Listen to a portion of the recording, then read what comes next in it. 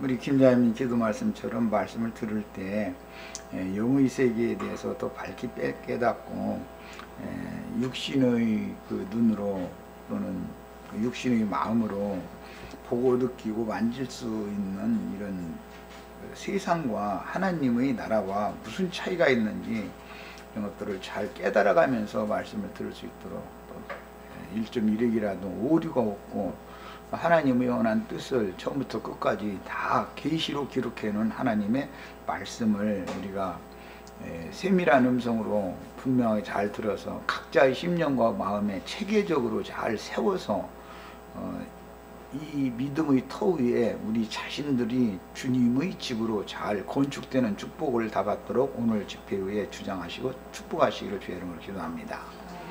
아멘. 아멘. 오늘은 이제 창세기 14장 17절부터 24절까지 말씀을 읽고 오늘부터는 이제 창세기 14장 이 마지막 단락의 말씀을 같이 나누도록 하겠습니다. 자, 성경은 17절부터 24절까지 같이 읽습니다.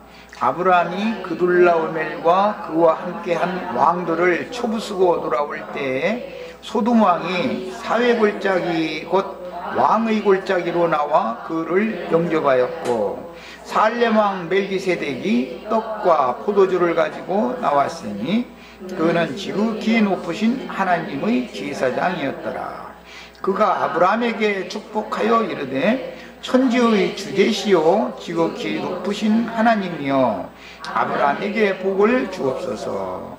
너희 대적을 네 손에 붙이신 지극히 높으신 하나님을 찬송할지로다 하매 아브라함이 그 얻은 것에서 10분의 1을 멜기세덱에게 주었더라.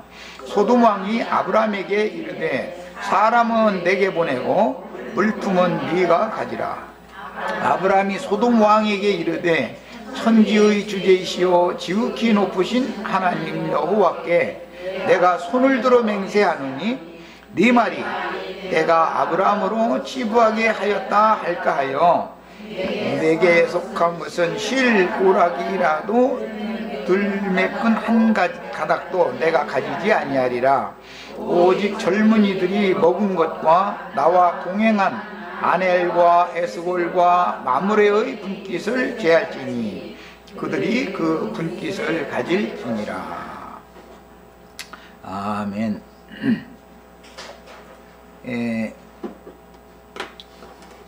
창세기 14장 이 전쟁사에 관한 기록은 그때 당시 역사적인 그런 사실들을 기록한 것이지만 실제로는 영적 전쟁을 암시하는 내용들로 되어 있다라는 것에 대해서는 지금까지 여러 시간에 걸쳐서 같이 말씀을 나눴습니다. 이제 창세기 14장의 이제 마무리 단락은 승전하고 돌아오는 아브람과 그 아브람의 동역자들을 멀리 사회 골짜기까지 나와서 먼저 영접을 했던 소돔 왕 이야기가 앞에 나오고 그 다음에 살렘 왕이 또 아브라함을 영접하면서 축복한 내용이 두 번째 나왔습니다. 성경이라는 건 참 너무 속된 말로 표현하자면 기가 막힐 정도로 아주 비밀한 계시들을 다 이렇게 암시적으로 묵시적으로 기록해 놓고 있어서 오늘 이 시간부터 우리가 이제 중점적으로 나눠야 되는 말씀은 소돔 왕과 살렘 왕을 의도적으로 이렇게 대비하는 성경의 의중을 우리가 파악을 해야 되겠다. 앞에 이미 시딤 골짜기 얘기가 나왔는데 창세기 14장 앞에 보면은 시딤 골짜기에서 전쟁을 했다고 되어 있죠. 그런데 그 시딤 골짜기는 역청구더기가 많은 곳이다 이렇게 표현이 됐어요. 그 시딤 골짜기라는 것은 현재의 염해 죽음의 바다라고 하는 그 사해 바다 그 유역을 말하는 것인데, 그 시딤이라는 말은 일반적으로 사용하면은 가시라는 뜻이고, 지명으로 사용하면은 평원, 평지 그런 뜻이에요. 그리고 오늘 우리가 읽은 말씀은 시딤골짜기라고 하지 않고 사회골짜기라고 표현이 됐어요. 이 사회라는 말이 사실은 시딤 평야 중의 어떤 한 지역을 말하는 것으로서 시딤에 포함되는 한 지역이죠. 그런데 사회라는 말 자체가 평원, 평지 그런 뜻이에요. 롯이 눈을 들어 바라본 곳이 물이 넉넉한 평원, 평지였죠. 애굽과 같은 그런 땅이었었다. 또 소돔과 고모라를 멸하시기 전이었으므로 여호와의 동산 같고 애굽과 같은 그런 땅이었다. 그래서 롯이 그곳을 바라보고 그곳으로 택하여 갔던 지역을 말하는 거예요.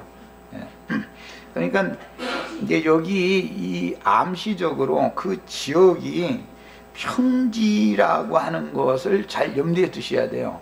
이것은 이제 뒤에 산지길과 대비되는 용어이기 때문에 모든 사람들은 본성적으로 인생의 삶을 길을 걸을 때 평탄한 길을 걷기를 원하지 산지길을 굴곡이 있는 길을 걷기를 원하는 사람이 하나도 없죠.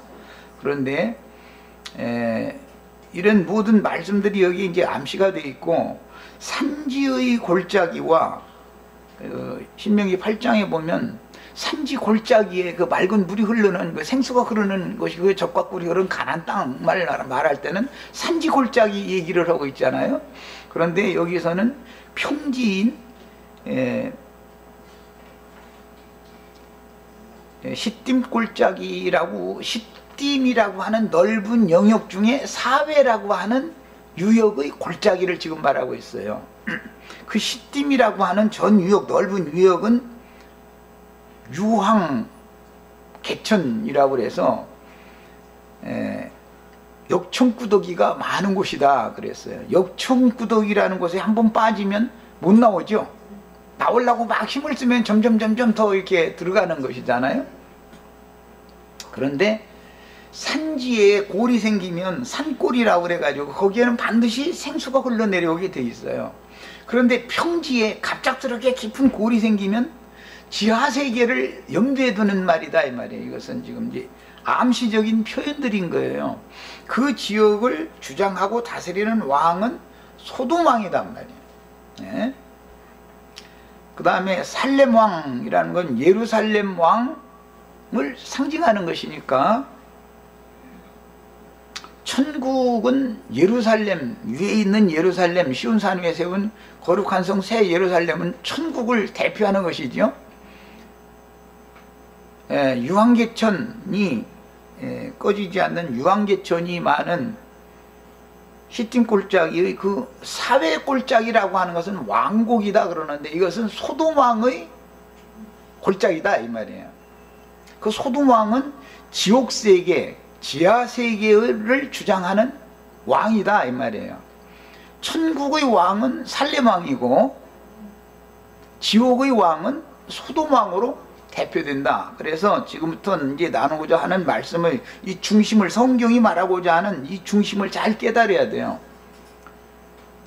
우리가 다 지금까지 창세기 14장 17절로 24절 이 구절을 여러분들 다 읽어봤을 거예요. 읽어봤지만 여기 말하고자 하는 중점을 잡을 줄 모르는 것은 아직 눈이 이제 성경을 이렇게 깊이 본 눈이 덜 열렸기 때문에 물론 그런 건데, 가르치는 사람이 그걸 안 가르쳤기 때문에 더 그런 것이죠. 대비하는 것은 살렘 왕과 소돔 왕을 지금 대비한다. 그러면 그 살렘 왕이라는 것은 멜기세덱이라고 그랬고, 소돔 왕이라는 사람은 이름도 없어요. 이름이 없죠.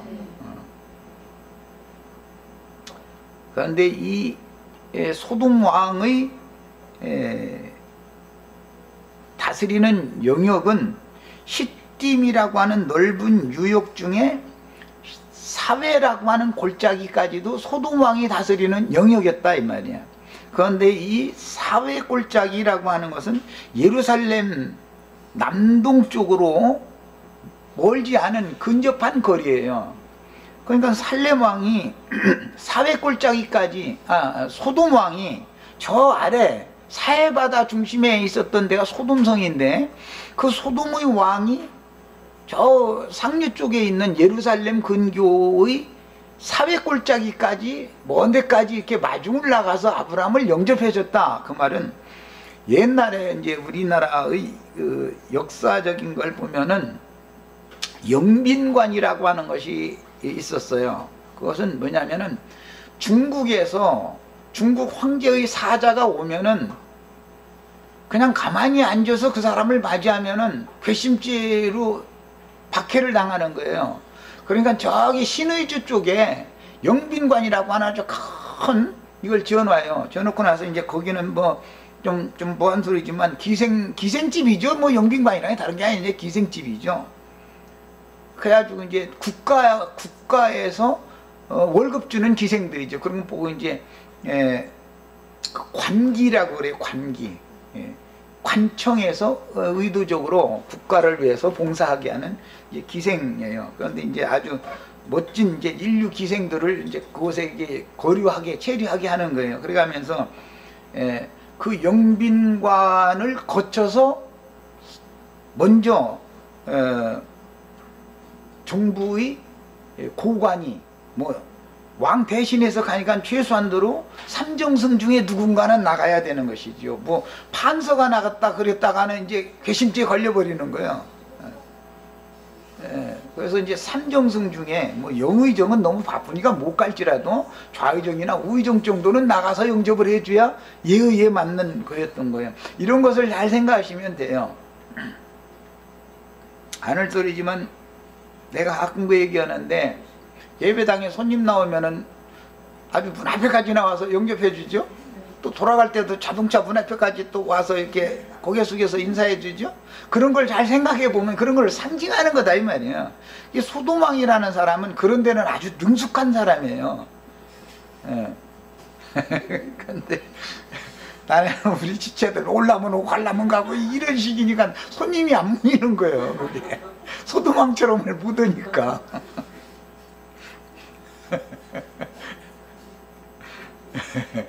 어떤 말이 나오면은 그때 당시 정황을 잘 생각해보고 소돔왕이라는 사람이 언제 아브라함을 안중에 둔 사람이 아니죠. 아브라함의 조카 롯을 자기 휘하에 두고 있었을 때 아브라함이라는 사람은 눈에 가시로 보던 사람이었지, 이 사람이 아브라함을 좋게 본 사람이 아니었었거든요.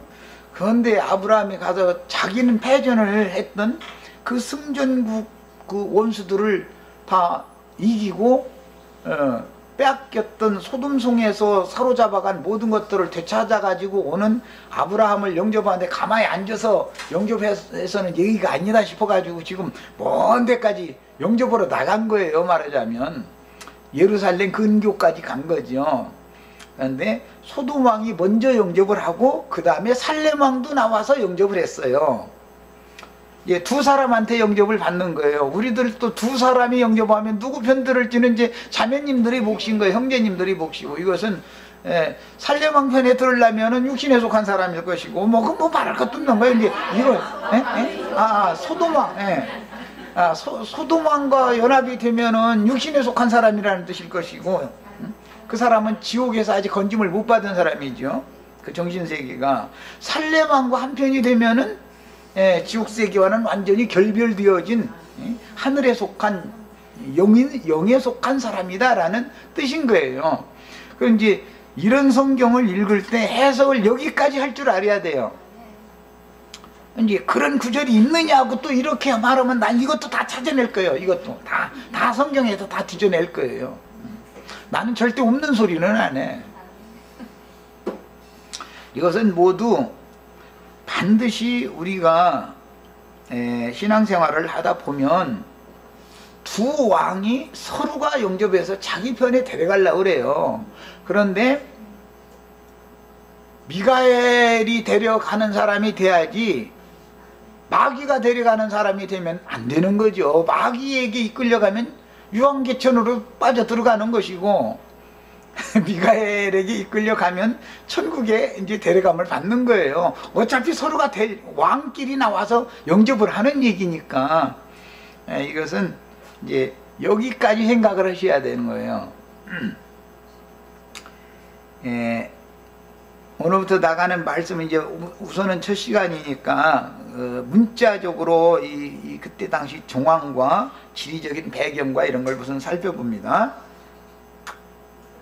17절에 아브라함이 그돌라오멜과 그와 함께한 왕들을 쳐부수고 돌아올 때라는 건 이미 앞에서 그돌라오멜의 연합군과 소돔왕의 동맹군과 전쟁을 해가지고 소돔왕과 그 동맹군들을 이기고 모든 것들을 전리품을 가지고 자기 이제 그 원래의 유역이었던 그 하란성 근처 다메섹 근처의 호바까지 갔었었죠. 그랬는데 아브라함과 동맹한 마므레의 그 삼형제와 아브라함 집에서 길리고 연습시켰던 가신들을 데리고 가서 두 패로 나눠 가지고 밤에 급습을 해 가지고 원수들을 이기고 빼앗겼던 모든 것들을 지금 되찾아 가지고 돌아오는 중인 거예요. 그런데 예루살렘 근처까지 이렇게 이제 호바에서 예루살렘 근처까지 왔어요. 이제 개선장군으로 오는 거죠.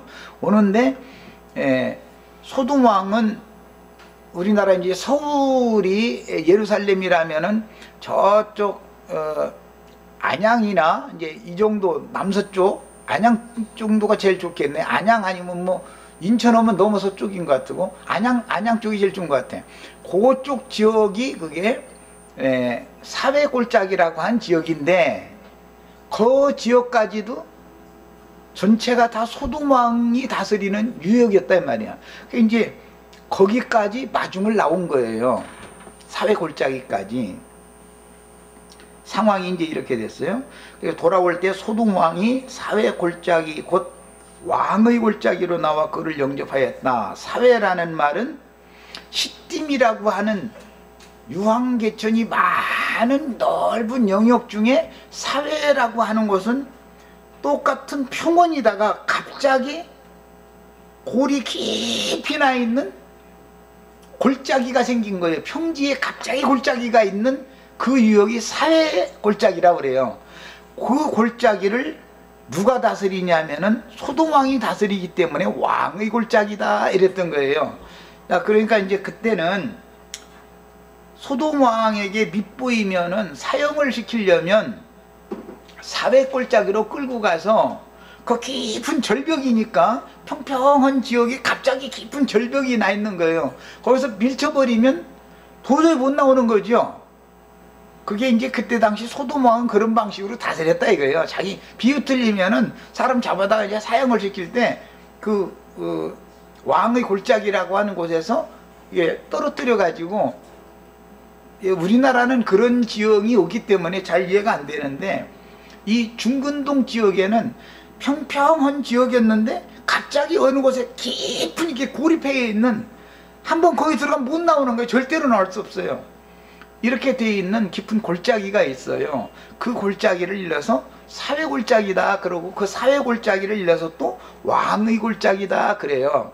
이것은 사실은 사형수들을 소돔 왕에게 반역하거나 거슬리는 사형수들을 밀쳐서 떨어뜨려서 죽이는 장소를 말하는 거예요. 자, 그래서 이제 사회 골짜기 곧 왕의 골짜기로 나와서 그를 영접하였다. 또 꼭 왜 또 영접하는데도 장소가 거기에 영빈관이 있었던가 보지? 그 사회 골짜기로 나와서 영접을 했다. 그러면 참 성경의 기록이라는 게 너무너무 놀라운 거예요. 의미를 몰라서 그러지 의미를 잘 알고 보면은 참 세상 말로 기가 막힌 거야 아주 이게.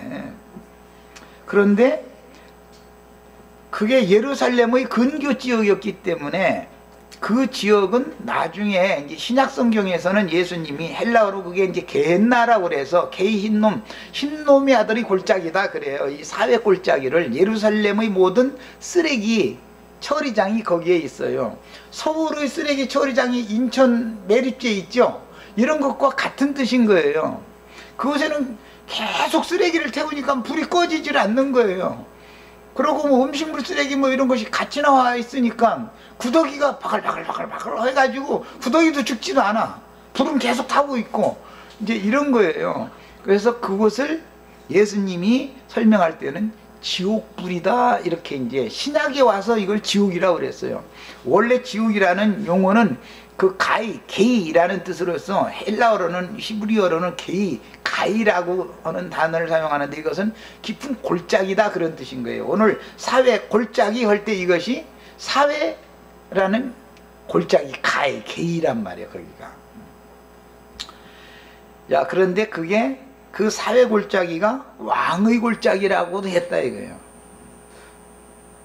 예루살렘 성은 시온 산 위에 세워지고 유황계천이 많은 시딤 골짜기 중의 평지에서 갑자기 깊은 골이 패여 있는 그 사회 골짜기라고 하는 것은 평지에 있어요. 평지에 갑자기 깊은 골이 나 있는 거예요. 예루살렘은 산에다가 세우고 소돔 왕이 다스리는 그 유역의 왕의 골짜기라는 것은 평지인데 갑작스럽게 깊은 골이 난 유역이다 이 말이야.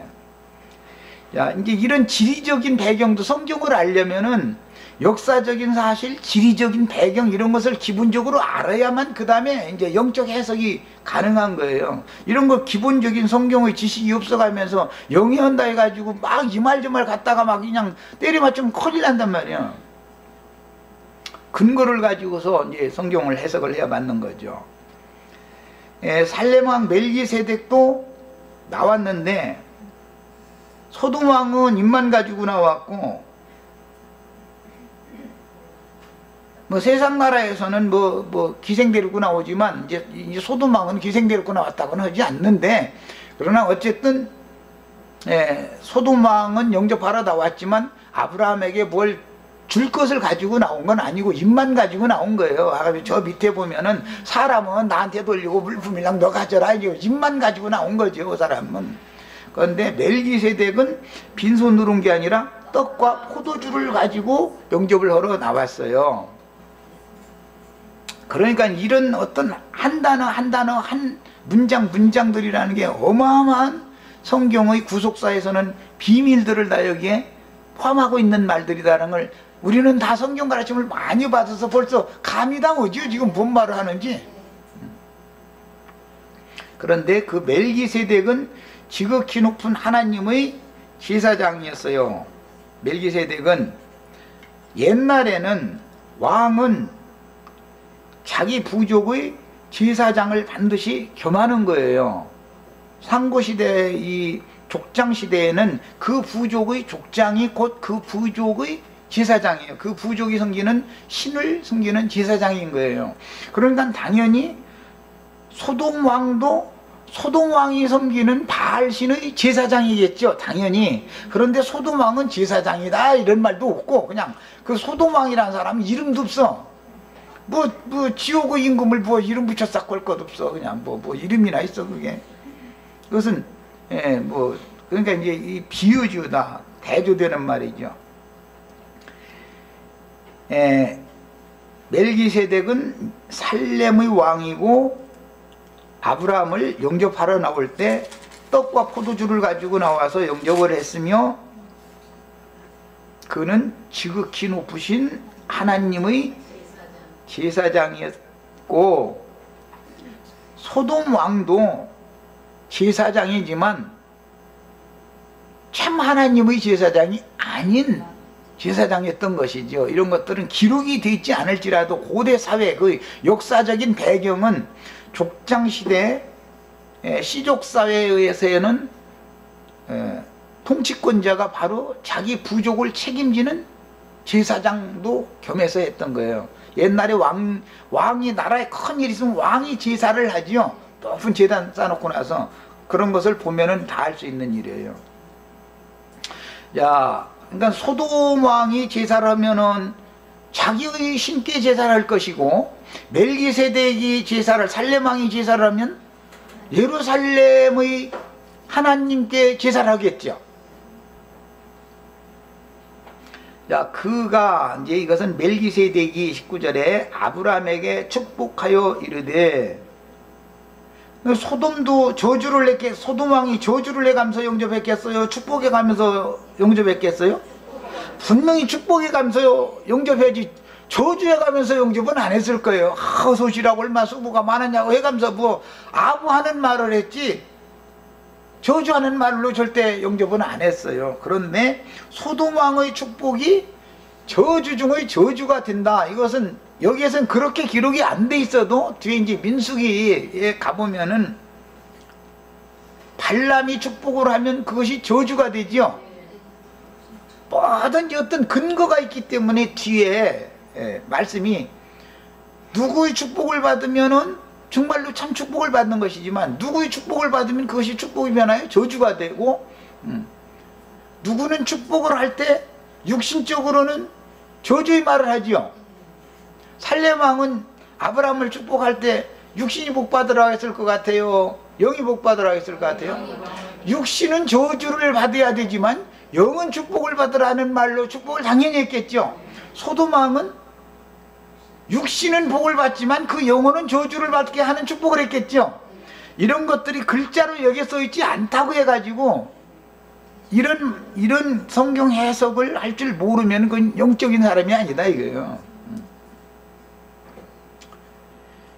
축복을 할 수 있는 권세라는 것은 이제 뒤에 기독교계가 흔히 말하는 청황색 말 탄 사람으로 이제 상징이 되는 교황, 뭐 신부, 목사 이런 사람들은 삼권이다 해가지고 설교권, 참나만 된 말을 하는 권세를 가지고 있어요.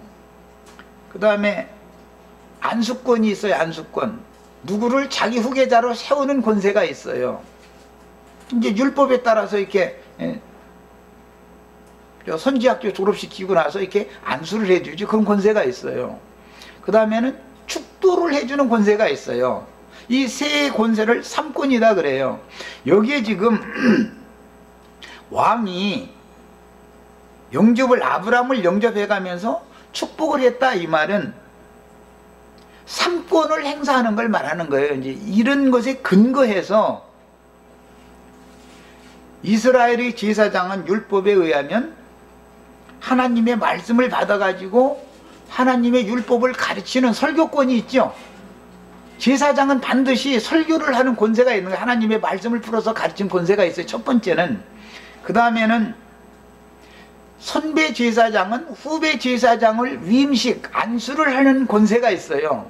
그 다음에는 하나님의 말씀을 받아가지고 나와가지고 하나님의 말씀으로 그 백성들에게 손을 들어서 축복을 하는 권세가 있어요. 이게 제사장권인 거예요. 왕권, 선지자권, 제사장권이라는 거. 설교권이라는 것은 선지자권이고, 그 다음에 안수를 해서 그 자기의 위를 물려주는 권세, 이런 것은 왕권을 행사하는 것이고, 그 다음에 축도를 한다라는 것은 그것은 제사장이 할 수 있는 권세다 이거예요. 이것을 삼권이다 그래요. 성경에는 왕, 선지자, 제사장 이 얘기가 계속해서 나오죠. 이것을 갖는 사람이라서 장자권자다 그러고 아브라함의 믿음의 후사다 그래요. 우리 형제 자매님들도 다 삼권을 지금 다 이게 위임을 다 받으셔야 되겠어요. 삼권을 다. 그가 아브라함에게 축복하여 이르되 천지의 주제시오. 그랬으니까 하늘과 땅의 왕이다 이 말이죠. 이런 이 주제, 천지의 주제라는 말 때문에 왕 중에 왕이라는 말이 나오게 된 거예요. 예수님이 주제지요. 유다서에 보면 예수 그리스도가 주제자라고 돼 있잖아요. 유다서 읽어보셨죠? 네. 천지의 주제자는 예수 그리스도를 말하는 거예요. 구약시대는 여호와 하나님이 천지의 주제자였는데 신약성경에는 예수 그리스도를 그분이 바로 주제자다.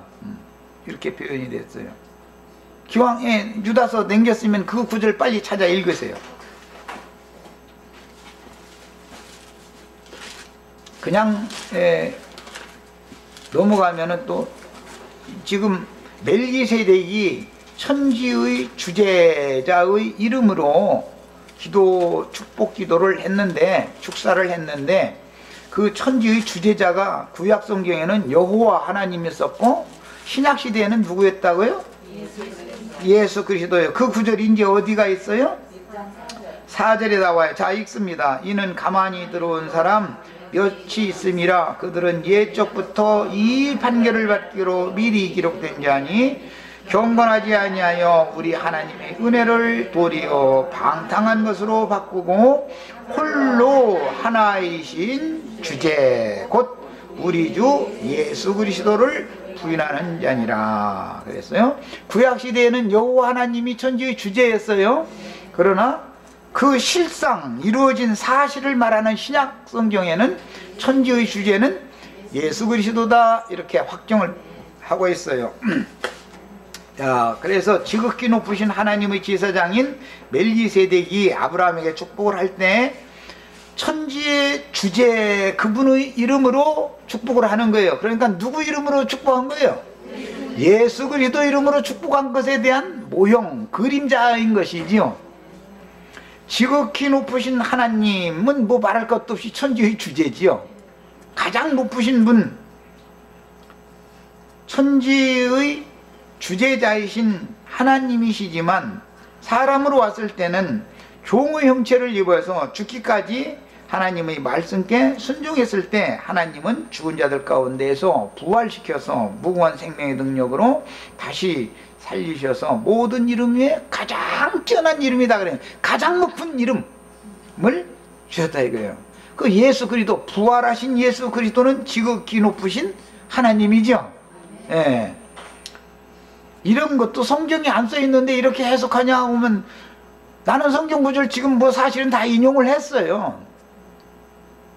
예수 그리스도가 지극히 높으신 가장 높이 되신 분이죠. 하늘보다 높이 되신 분이죠. 예수 그리스도.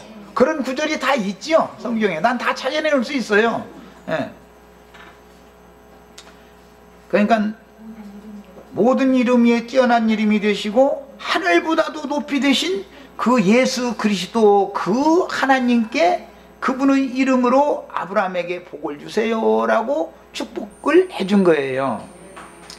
너의 대적을 아브라함과 아브라함 집의 가신들의 대적이라는 건 이때 당시는 그둘라오멜과 그 연합국 군대로 상징이 됐고 이미 지난 시간에 계속 말씀드린 것처럼 이것은 용과 그를 따르는 사자들로 나타나는 기독교계의 교황이니 무슨 당회장 목사니 뭐 무슨 목사니 해가면서 하는 목사 전도사 장로 기독교계의 음녀의 일곱 머리들은 전부 아브라함의 믿음의 후사들의 대적이요 원수다 이거예요.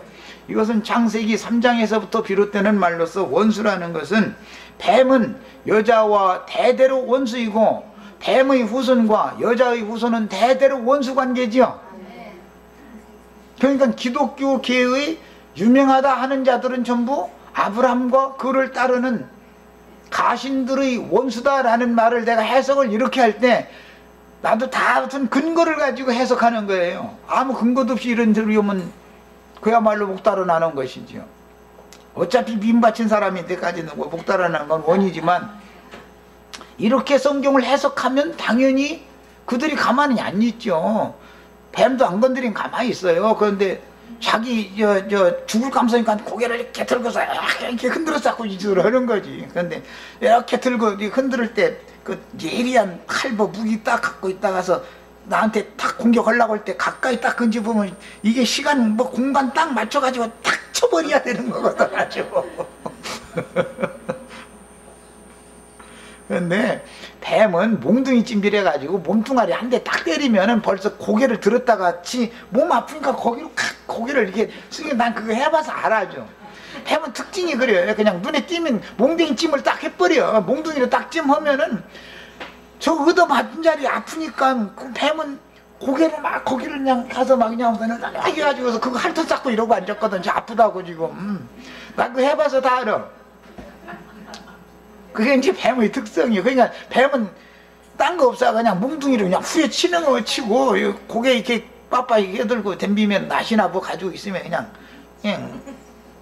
너무 멀리 있을 땐 낫으로 그게 쳐도 소용없잖아. 그러니까 그것이 이렇게 물어보다가 그 속도가 굉장히 빠르거든요. 탁 하고 이렇게 할 때 독 쏠려고 할 때 그 순간 나도 딱 맞춰서 이게 그냥 아주 시간 공간 딱 맞춰서 딱 쳐버려야 되는 거거든. 그럼 뭐가 이 댕강 짜고 나가는 거지 뭐.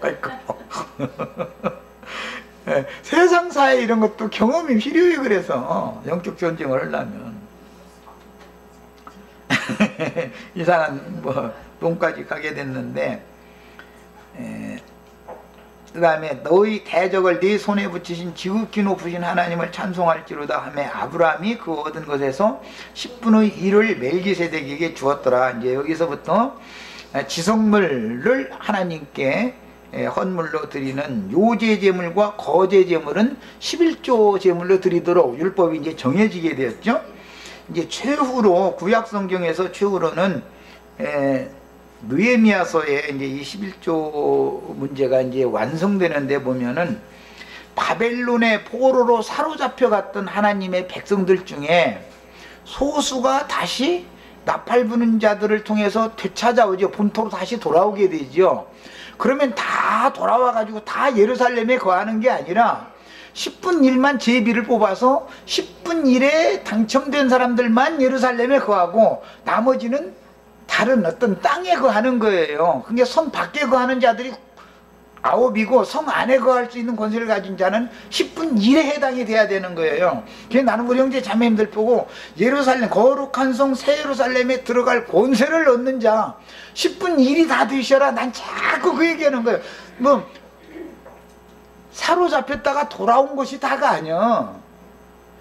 예루살렘 성 밖에 거할 자들과 그건 백성들이죠. 성 안에 거할 특별한 권세를 가진 자들은 다른 것이죠. 근데 이런 것들은 앞으로 뭐 이제 성경을 이 11조 하나만 깨달아도 기독교 생활 못해. 11조라는 우리 소책자 이것만 읽고 빛이 오면은 예배당 생활 하라고 사정해도 못해. 반드시 우리는 10분의 포로로 사로잡혀 갔다가 되찾아온 바 되어져서 본토로 돌아왔을지라도 10분 1에 들어가는 사람만 예루살렘 성에 거하고 나머지는 그 땅에 거하는 거예요. 땅의 백성들이 될 거냐, 성에 들어간 본세를 가지고 이기는 자들이 될 거냐라는 건 또 다른 문제다. 기독교 큰 음료에게서 나왔다라고 가지고 다 된 건 아닌 것이죠. 나왔어도 거룩한 성에 들어가는 권세를 다 받는 걸 우리는 추구하는 거예요. 그러기 때문에 기독교인들이 그란에도 미워 죽겠는데 기독교에서 손님 불러내는 소리 했었더니 또 불러내서 우리는 나왔다고 자부하고 있는데 그것도 다가 아니다 말이야. 성 안에 들어가는 권세를 받아야 된다. 이렇게 하면 나온 사람들도 나와가지고 여기저기 다니면서 저희가 제일 잘났다고 저희만 모든 말씀 다 깨달았다고 이러고 떠들이 생활하는 사람들이 수없이 많아요 지금. 이런 사람들 차라리 여러분 그럼 그 큰성 바벨론 음료 안에 얌전히 이게 있어야 더 우리가 전도하기가 쉬우니까 차라리 거기 있는 게 낫다고 오죽하면은 내가 그런 얘기까지 하잖아요. 이건 전도를 해보면 알 수 있어요. 예배당에도 나가지도 않는데 나름대로 뭐 말씀 깨달았다고 해가지고 몇 명 모여가지고 따따붙다고 이런 사람들 전도해보면은 어떤 벽에 딱 부딪히면은 한 발짝도 안 나가요. 사람들은. 그 사람들 대부분 보면 7귀신 붙은 사람들이 더 많거든. 나와가지고 잘못되면은 이건 뭐 해볼 수 없는 거예요. 자, 그 다음에 이제 10분 일을 이제 얻은 것에서만이라고 이렇게 표현을 했는데 원은 그 얻은 것의 일체의 10분 일이라는 말이에요. 이게 소유물로 되찾아온 모든 것들의 10분 1을 준 것이지 어떤 부분적인 것의 10분 1만 준 것이 아니에요. 이것은 이제 일체의 10분 1이다. 이제 그런 뜻이에요. 10분 1을 멜기세덱에게 주었더라. 그러니까 후에 율법에서 이스라엘 백성들은 아론 반차에 따르는 제사장들에게 11조를 갖다 내야지요. 율법이지요. 그러나 그 율법은 변칙적인 것이고 더 원래 하나님이 정한 것은 멜기세덱에게 갖다 바쳐야 되는 거죠. 영원한 대제사장이신 그리스도께 갖다, 주의 성령께 갖다 바쳐야 되는 거예요. 자, 소돔 왕이 아브라함에게 이르되, 소돔 왕이 이제 하는 얘기예요. 사회골짜기까지 마중 나와가지고 영접하면서 하는 말이에요. 사람은 내게 보내고 물품은 네가 가져라, 이렇게 말했다는 거예요. 놀랍죠? 소돔 왕도 제사장이니까 지금 축복해 주는 거잖아요. 축복의 말이라 하는 거잖아요. 그러니까 세상 복 받으라고 축복해 줬다 그 말이죠. 너는 육신적으로는 세상 복 받고 네 영혼 사람은 내 소유가 되게 해달라고 이 말이죠.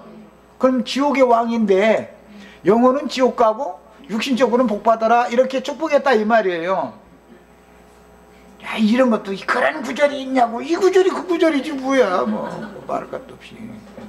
아니 왜 사람은 저한테 보내고 유황계천을 다스리는 왕이, 왕국을 다스리는, 왕위 꼴짜기를 다스리는 왕이 사람은 나한테 보내고 물품일랑 너 가져. 그럴 때는 세상 축복은 네가 받고 네 영혼은 내 소유가 되게 만들어라 그 말이잖아 지금. 이것이 오늘날 세상 교계에 축복해 준다는 사람들이 다 이 짓거리 소돔왕이 해주는 이 축복을 하고 있죠. 이에 근거해서 발람이 이스라엘을 축복을 했는데 그것이 저주가 된 거예요. 예. 뭔가 성경에 어떤 근거가 다 있는 거예요. 유대교 지도자들이 안식일 날마다, 절기 때마다, 월삭 때마다 사람들 백절같이 모였을 때 손들고 축복해 주면은 무슨 축복이 있겠어요? 자녀도 잘 되게 해주고 자자손손 잘 되게 해주고 건강하게 해주시고 뭐 다 부자 돼가지고서 11조 헌물 성전으로 많이 가지고 오도록 축복하여 주시옵소서 그러지. 그 육신적으로는 저주받아 버리게 해주시고 영적으로는 주님이 주시는 걸로 그냥 하루하루 살게 해주세요. 이렇게 하면 여기 손님 다 떠나가 버리는 거예요.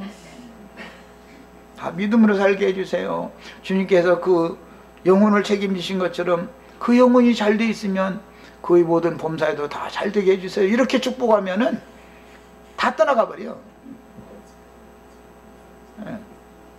그러고서는 힘들다고 어렵다고 막 그랬으면은 주님께서 주시는 대로 먹고 살아. 먹을 것 있고 입을 것 있으면 족한 줄로 알아. 이러면은 손님이 여기 붙어 있겠어요? 다 떠나가 버리지. 나 전에 미국서 한번 어떤 목사 축복한다고 축복한데 만 배로 갚아달라고 이래서 하는데, 이야, 일불 내놓고 만불 내놓으라는 거잖아, 그게. 헌금들 일불씩 하더만, 보니까. 아니, 만 배로 갚아달라고 하나님이 진짜 힘들게 생겼어, 아주. 하나님 빚쟁이도 그런 빚쟁이를 만들어 놓고도, 이야, 참. 사람들의 생각이 다 그게 소돔왕의 축복이잖아요. 그런데도 어리석은 자들은 그런 축복을 해주는 사람의 종노릇을 하는 것을 너무 당연하게 여긴다 이거예요. 요즘에 우리 어떤 사람들 만나가지고 지금 복음 전하기가 얼마나 힘들어요. 벌써 하늘과 지옥이잖아요. 간격이 어느 정도로야 뭐 이게 말이 통하는데, 천국과 지옥 이게 있으니까 거리가 너무 멀으니까 이것을 어떻게 좀 해서 한번 몇 명이라 좀 불러내 보려고 하면은 이게 얼마나 힘들어요.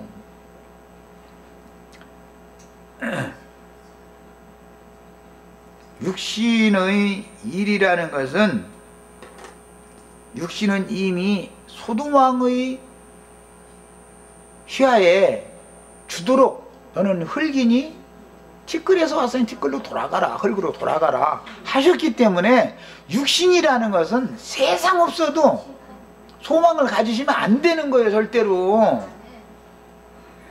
육신이 뭐 돈을 잘 벌어서 건강해서 뭐 해서 막 했으면은 답답해 죽겠어.